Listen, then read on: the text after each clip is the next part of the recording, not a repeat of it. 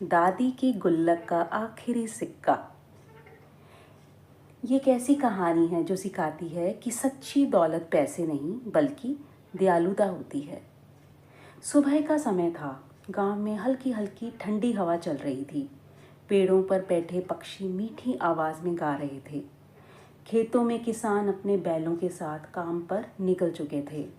बच्चे स्कूल जाने की तैयारी कर रहे थे और गलियों में खेलते हुए हंसी की आवाज़ें गूंज रही थी। उसी गांव के किनारे एक छोटी सी मिट्टी का झोंपड़ी था।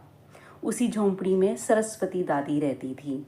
उनके सफ़ेद बाल, चेहरे पर झुर्रियाँ और आंखों में हमेशा प्यार भरी मुस्कान रहती थी। गांव का हर बच्चा उन्हें दादी कहकर बुलाता था। कोई बच्चा गिर जाता तो दादी उसके घुटने पर हल्दी लगा देती थी। कोई उदास होता तो उसे कहानी सुनाकर हंसा देती। कोई भूखा होता तो अपने घर में जो भी होता उसे प्यार से खिला देती। लेकिन दादी खुद बहुत गरीब थी। उनके पास ना खेत था ना दुकान। वे घर के आंगन में उगाई हुई सब्जियां बेचकर अपना गुजारा करती थीं। उनकी एक छोटी सी मिट्टी की गुल्लक थी।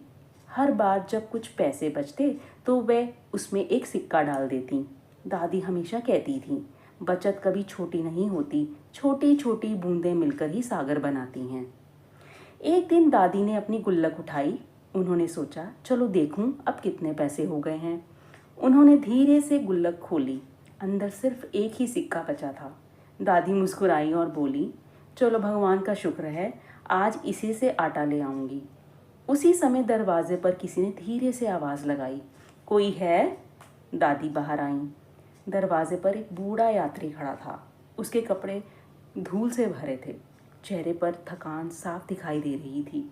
उसने धीरे से कहा, माँ जी, 2 दिन से कुछ नहीं खाया। थोड़ा सा खाना मिल जाए तो भगवान आपका भला करेगा। दादी ने रसोई में देखा। डिब्बे लगभग खाली थे। बस थोड़ा सा आटा बचा था जिसमें वे शाम की रोटी बनाने वाली थीं। उन्होंने एक पल सोचा, फिर मुस्कुराकर बोली, बेटा तुम बैठो, मैं अभी रोटी बनाती हूँ। यात्री ने कहा, लेकिन माँ जी, आपके पास तो कुछ भी नहीं है। दादी हंस पड़ी। जिस घर में आधी रोटी होती है वहाँ आधी मेहमान की होती है। उन्होंने जल्दी जल्दी 2 पतली रोटियां बनाईं, थोड़ी सी चटनी रखी और प्यार से यात्री के सामने परोस दी। यात्री ने आंखों में आंसू भरकर खाना खाया। खाना खत्म होने के बाद उसने हाथ जोड़कर कहा, माँ जी, मेरे पास आपको देने के लिए कुछ नहीं है। दादी मुस्कुराई, तुम्हारी दुआ ही मेरे लिए सबसे बड़ा उपहार है। यात्री चला गया। दादी ने अपनी गुल्लक में रखा आखिरी सिक्का